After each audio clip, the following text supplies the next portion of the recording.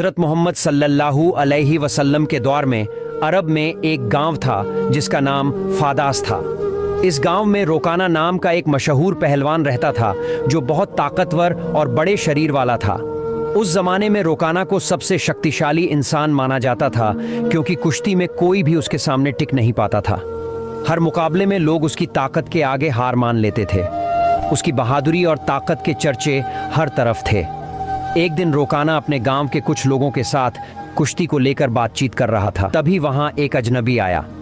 उसने सबको संबोधित करते हुए कहा, क्या तुम लोगों को पता है कि मक्का में एक नबी तशरीफ लाए हैं? उनका नाम मोहम्मद सल्लल्लाहु अलैहि वसल्लम है। वो अल्लाह के सच्चे रसूल हैं और उन पर आसमान से कुरान उतारी गई है। उनकी बातों को सुनकर बहुत से लोग इस्लाम कबूल कर रहे हैं। उस व्यक्ति की बातें सुनकर वहां मौजूद लोगों में हलचल मच गई। सबने कहा, हमें भी उनसे मिलकर उनकी बातें सुननी चाहिए। रोकाना भी सोच में पड़ गया और थोड़ी देर बाद बोल पड़ा, अगर वो सच में अल्लाह के भेजे हुए नबी हैं तो मुझे उनसे कुश्ती लड़नी होगी। अगर मैंने उन्हें हरा दिया तो साबित हो जाएगा कि वो सिर्फ एक आम इंसान है। यही सोचते हुए रोकाना पहलवान अपने घर लौट आया। उसका एक बेटा था जिसका नाम यजीद था। वो भी अपने पिता की तरह बहुत ताकतवर था और उसने कभी किसी मुकाबले में हार नहीं मानी थी। रोकाना ने अपने बेटे से कहा, मैंने सुना है कि मक्का में मोहम्मद सल्लल्लाहु अलैहि वसल्लम नाम का एक व्यक्ति है जिसे लोग बहुत बड़ा जादूगर कहते हैं। इसलिए मैं सोच रहा हूँ कि मक्का जाकर उनसे मिलूं और उनके साथ कुश्ती करूं। रोकाना की ये बात सुनकर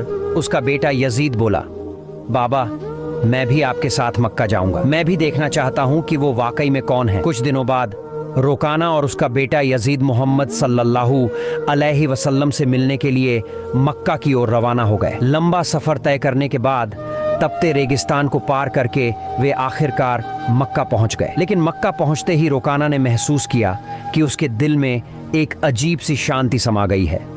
उसे ये भी महसूस हुआ कि मक्का के लोगों के चेहरे पर एक अलग ही रौनक है। ऐसा लग रहा था जैसे इस शहर का माहौल किसी अल्लाह की रहमत से महक रहा हो। मक्का की फिजा देखकर रोकाना ने अपने बेटे से कहा, बेटा यजीद, मुझे लगता है कि ये जगह बहुत खास है।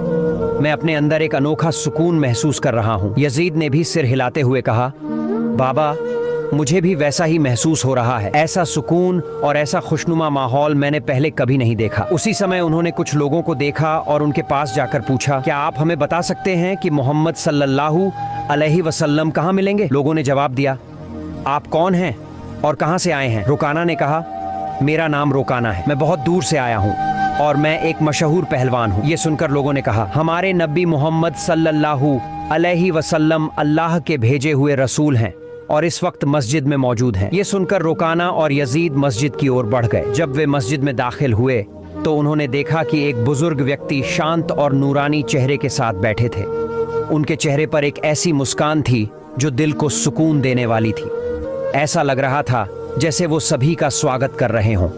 रोकाना ने ध्यान से देखा और समझ गया कि यही वही व्यक्ति हैं जिनके बारे में उसने सुना था। वह उनके पास गया और आदर के साथ सलाम करते हुए बोला, हे मोहम्मद, क्या आप वही व्यक्ति हैं जिनके बारे में लोगों से सुना है? लोग कहते हैं कि आप अल्लाह के भेजे हुए रसूल हैं। मोहम्मद सल्लल्लाहु अलैहि वसल्लम ने बड़े ही नर्म लहजे में जवाब दिया, वालेकुम अस्सलाम।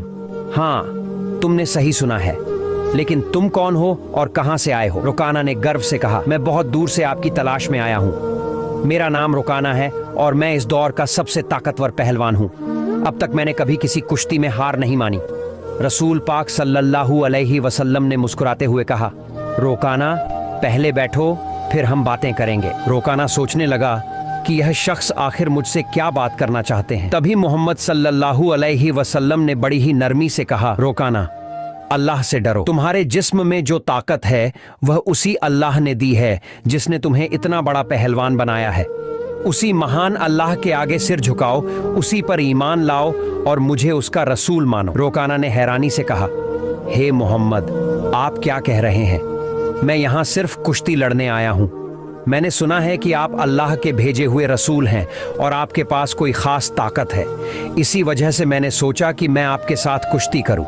लेकिन आप तो मुझे इस्लाम अपनाने की बात कर रहे हैं। दयालु नबी मोहम्मद सल्लल्लाहु अलैहि वसल्लम ने नरमी से कहा, रोकाना, तुम मेरे साथ कुश्ती लड़ना चाहते हो, लेकिन यह मेरा काम नहीं है। कुश्ती लड़ना पहलवानों का काम है। और मैं कोई पहलवान नहीं हूँ। रोकाना हंसते हुए बोला, हे मोहम्मद, मैं ये बातें सुनने नहीं आया हूँ। मैंने सुना है कि आप बहुत ताकतवर हैं और आपको जादू भी आता है।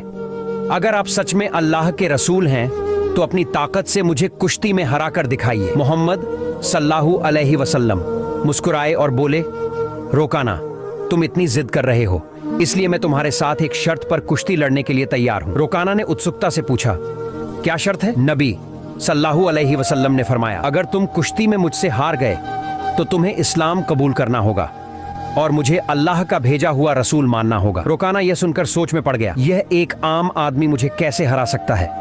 मेरी चौड़ी छाती, मजबूत हाथ, पैर और गजब की ताकत के सामने यह मामूली इंसान नहीं टिक पाएगा।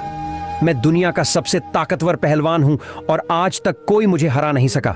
यह तो पहलवान भी नहीं है, फिर यह मेरी बराबरी कैसे करेगा? यही सोचकर रोकाना ने मोहम्मद सल्लल्लाहु अलैहि वसल्लम का मजाक उड़ाया और घमंड भरे स्वर में बोला, ठीक है, मैं तुम्हारी शर्त मानता हूं। अगर तुम मुझे हरा देते हो तो मैं तुम्हें अल्लाह का रसूल मान लूंगा और इस्लाम कबूल कर लूंगा। इसके बाद कुश्ती के लिए एक बड़ा मैदान तैयार किया गया। मक्का और आसपास के इलाकों से लोग यह मुकाबला देखने के लिए उमड़ पड़े। हर कोई उत्सुक था कि क्या होगा। लोग जानते थे कि रोकाना अपनी ताकत के लिए मशहूर है, लेकिन वे यह भी देखना चाहते थे कि मोहम्मद सल्लल्लाहु अलैहि वसल्लम कैसे मुकाबला करेंगे। फिर सही समय पर मुकाबला शुरू हुआ। दयालु नबी मोहम्मद सल्लल्लाहु अलैहि वसल्लम और रोकाना मैदान में उतरे। रोकाना ने हमला करने के लिए कदम बढ़ाया, लेकिन तभी नबी सल्लल्लाहु अलैहि वसल्लम ने बड़ी आसानी से रोकाना को पकड़कर एक झटके में उठा लिया और जमीन पर पटक दिया। रोकाना को यकीन ही नहीं हुआ कि वह इतनी आसानी से गिर गया। उसने खुद को संभालने की कोशिश की, लेकिन उसने महसूस किया कि उसकी आधी ताकत खत्म हो चुकी थी। रसूल सल्लल्लाहु अलैहि वसल्लम ने मुस्कुराते हुए कहा, हे रोकाना, तुम हार चुके हो। अब भी क्या तुम मुकाबला जारी रखना चाहते हो? क्यों नहीं अपनी हार मान लेते और इस्लाम कबूल कर लेते? लेकिन घमंडी रोकाना ने कहा, नहीं, यह सिर्फ एक संयोग था, मुझे एक और मौका दो, इस बार मैं तुम्हें हरा दूंगा। रसूल सल्लल्लाहु अलैहि वसल्लम ने कहा, ठीक है, मैं तुम्हें एक और मौका देता हूं, लेकिन अगर इस बार भी तुम हार गए तो तुम्हें अपनी हार माननी होगी और इस्लाम कबूल करना होगा। लोगों की निगाहें फिर से मुकाबले पर जम गईं। रोकाना ने इस बार पूरी ताकत लगा दी और हर कोशिश की कि वह किसी भी हाल में नबी सल्लल्लाहु अलैहि वसल्लम को हरा दे। लेकिन जैसे ही उसने हमला करने के लिए कदम बढ़ाया, दयालु नबी ने फिर से उसे उठाकर जमीन पर पटक दिया। रोकाना को फिर से हार का सामना करना पड़ा। रसूल सल्लल्लाहु अलैहि वसल्लम ने कहा, हे रोकाना, अब भी क्या तुम्हें यकीन नहीं हुआ? मान लो कि अल्लाह ने मुझे सच्चाई के साथ भेजा है, अभी भी वक्त है, ईमान ले आओ। लेकिन रोकाना का अहंकार उसे हार मानने नहीं दे रहा था। रोकाना अपने मन में सोच रहा था, मैंने तो कभी किसी से कुश्ती में हार नहीं मानी, फिर यह कैसे हो सकता है कि मैं किसी ऐसे इंसान से हार जाऊं जो पहलवान भी नहीं है। इसलिए उसने फिर से नबी सल्लल्लाहु अलैहि वसल्लम से कहा, मुझे एक आखिरी मौका दो। हमारे नबी तो रहमतुलिल आलमीन, सबके लिए दया का स्रोत है। उन्होंने फिर से उसे मौका दिया। तीसरी बार मुकाबला शुरू हुआ।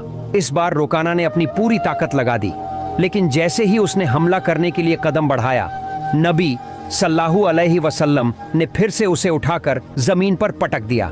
अब रोकाना उठने की कोशिश कर रहा था, लेकिन उसकी ताकत खत्म हो चुकी थी। उसे समझ में आ गया कि मोहम्मद सल्लल्लाहु अलैहि वसल्लम कोई आम इंसान नहीं है, बल्कि अल्लाह के भेजे हुए सच्चे रसूल हैं और इस्लाम सबसे बेहतरीन धर्म है।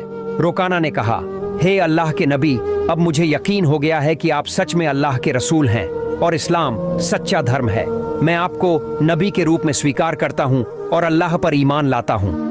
जब रोकाना ने इस्लाम कबूल कर लिया तो रसूल सल्लल्लाहु अलैहि वसल्लम ने फरमाया, अब तुम सच्चाई को समझ चुके हो। असल में इंसान कभी भी अपनी ताकत से मजबूत नहीं होता। अल्लाह ने मुझे जो ताकत दी है, उसी की वजह से आज तुम मुझसे हार गए हो, और यह भी अल्लाह ही की मर्जी थी कि तुम इतने बड़े पहलवान बने।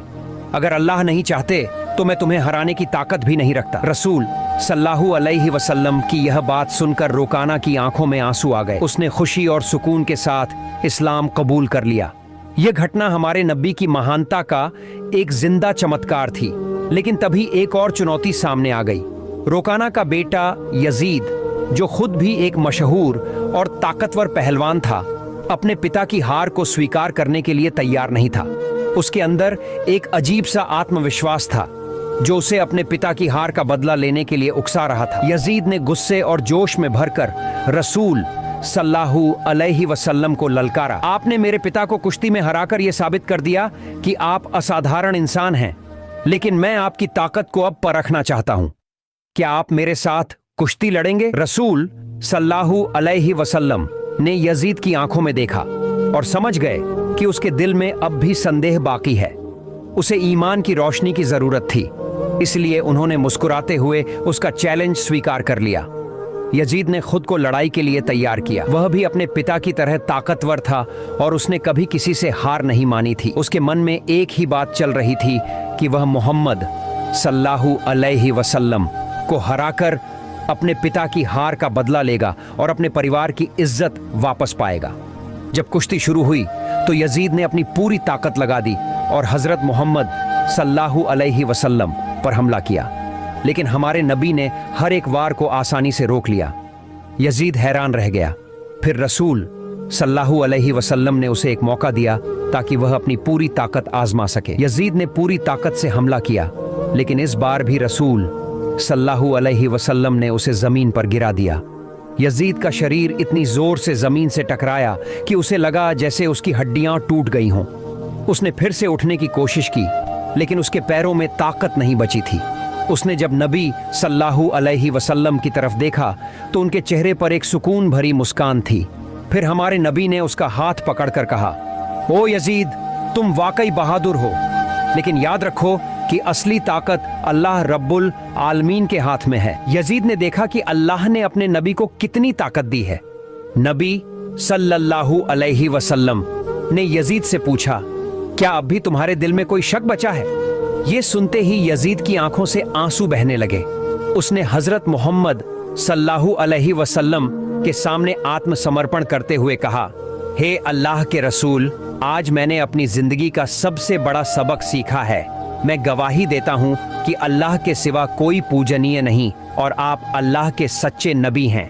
इसके बाद रुकाना और यजीद के इस्लाम कबूल करने की खबर पूरे अरब में फैल गई। कुछ दिन बाद मदीना का एक गैर मुसलमान युवक नबी सल्लल्लाहु अलैहि वसल्लम के पास आया और उसने अपमानजनक सवाल किया। उसने कहा, हे मोहम्मद, क्या आपने दावा किया है कि आप अल्लाह के भेजे गए नबी हैं? और क्या आपके पास अल्लाह की तरफ से कोई दिव्य संदेश आता है?